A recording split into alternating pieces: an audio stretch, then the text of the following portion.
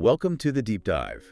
Today, we're plunging into something I think a lot of us grapple with. Yeah. How do you make daily learning actually stick? Yeah. How do you make it work?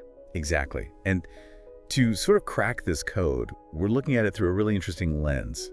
The design of an effective daily language learning audio experience. Mm-hmm. Our source material is Smart English Podcast, Daily Conversation, Episode 1. And honestly, its structure gives us some fantastic insights. It really does. And our mission today really is to unpack how something so short, so structured like this daily audio can give language learners so much value. Right. But also more broadly, what does this tell us about good, manageable learning methods generally? You know, how it boils down complex stuff into like digestible, actionable steps for you. Okay, so that's the core question for this deep dive then. How does this specific English learning resource deliver what it calls real-life English in, well, such a tiny package? And more importantly, what methods can you pull from its design for your own learning, whatever it is you're trying to get the hang of? Let's dig in. Let's do it. So if we're trying to figure out how to make daily learning stick, this Smart English Podcast is, well, it's a great case study, starting with just its basic structure. It's super focused, like 8 to 10 minutes long. Yeah. Max. Very short. Yeah. And it has 2 speakers, man and a woman. And this short daily thing, it's clearly designed to just, fit into your day. Right. Whether you're at home, on your way to work, or just relaxing, as they say. It's like a little microdose of English. And the brilliance there, I think, is how well it lines up with solid learning principles. Pedagogy, How so? Well, short daily sessions tap into something called spaced repetition. It's basically revisiting things just before you forget them. Ah, okay. It helps cement the knowledge without overwhelming you. It's not about cramming. It's consistent exposure. Reinforces that idea that, even 10 minutes a day can make a big difference. That makes total sense for learning vocabulary or phrases. But let's say you're listening and you're not learning English. Maybe you're trying to learn, coding or history. Yeah. How do you create your own microdoses based on this model? Oh, that's a really interesting question. I think you'd have to break down the big topic. Really break it down. Into tiny pieces. Exactly. Smallest possible chunks. So instead of a whole chapter in a history book, maybe it's understanding one specific event or figure for 10 minutes. Okay. Or for coding, maybe just one function or concept a day. Your daily conversation becomes a daily concept or daily problem. The key is that consistent, short burst of focus. Got it. So how does this podcast start delivering that microdose? It kicks off with a casual morning conversation. Yeah, the role play. Right. And it sets a scene that feels, well, really normal. 2 people, John and Emma, meeting for coffee before work. Very relatable. Totally. And the chat is natural too. Emma says she's a bit sleepy because she stayed up watching a new series. We've all been there. Right. And they decide, since they just had coffee, they'll grab a sandwich later. It just feels like a little slice of life.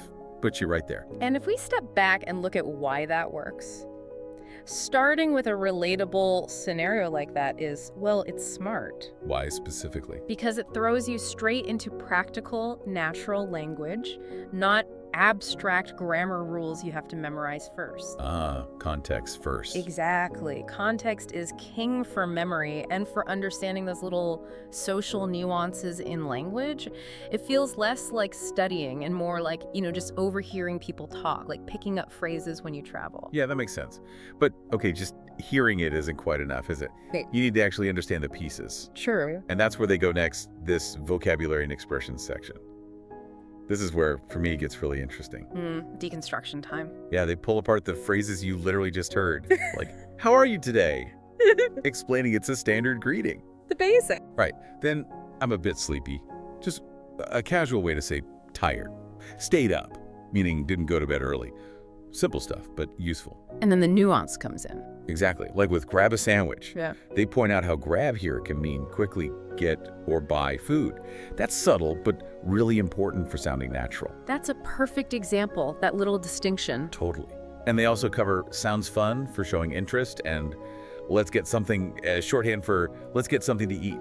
And digging into that, what's so valuable there is it's not just definitions, it's usage, it's context. Right. Which is what you need for fluency. That grab example, that's the kind of aha moment that unlocks understanding. It's the practical, idiomatic stuff textbooks sometimes glide over. Yeah. So the learning feels thorough, like they say, but you're not drowning in information. No info overload. That nuance is great.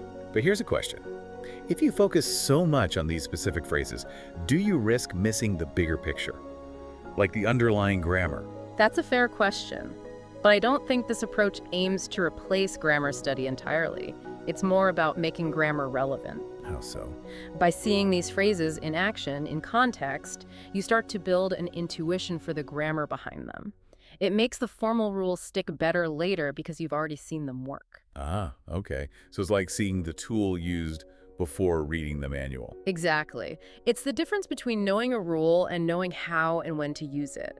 And think beyond English, what are the grab-a-sandwich moments in other fields? Like subtle jargon or techniques. Precisely. The stuff insiders know that isn't always written down.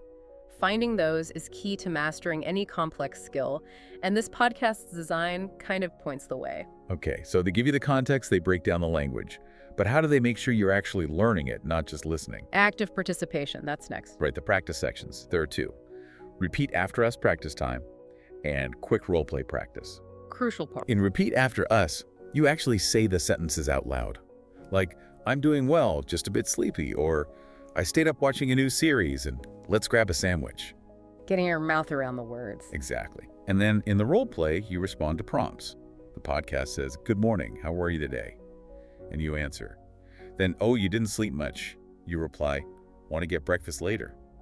Again, you respond. Puts you on the spot in a good way. Yeah, it makes you feel part of it. And the bigger point here, connecting it back, is these sections shift you from passive listening to active production, saying the word. Which is where the learning really happens. Absolutely. Your brain isn't just recognizing sounds. It's retrieving language, forming sentences, coordinating muscles.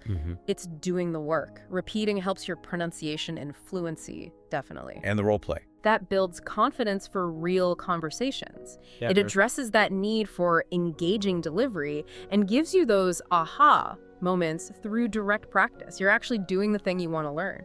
I find that's often the biggest hurdle, translating knowing about something to actually doing it. Me too. That practice step is key. So how do they wrap things up? They finish with final tips and homework. Right. Making sure it sticks beyond the 10 minutes. Yeah, giving you concrete next steps. Things like practice this conversation with a friend or record yourself. Okay, applying it. And try using the phrase grab something to eat in your own sentence. Taking ownership of the new language. So it's about pushing it out into your actual life. Exactly. And this brings up a key question for you, the listener. Why is that self-practice, that integration into your own sentences, so critical for making things stick long-term? Because that's where knowledge moves from understood to owned. Hearing grab a sandwich is one thing. Actually using it correctly yourself makes your brain internalize it differently. Yeah, it becomes part of your toolkit. Precisely. It reinforces their whole philosophy. Learning a language is a journey. And that consistency, even these small daily steps, adds up to real progress over time. Okay, so let's wrap up our own deep dive here. The Smart English podcast really shows an effective model for this kind of focused daily learning. It really does. It mixes that relatable conversation, the specific vocabulary breakdown, and crucially, that active practice, all in a very manageable dose. Consistency, practicality, turning passive listening into active skill building. Yeah. And maybe a final thought for you to take away and chew on.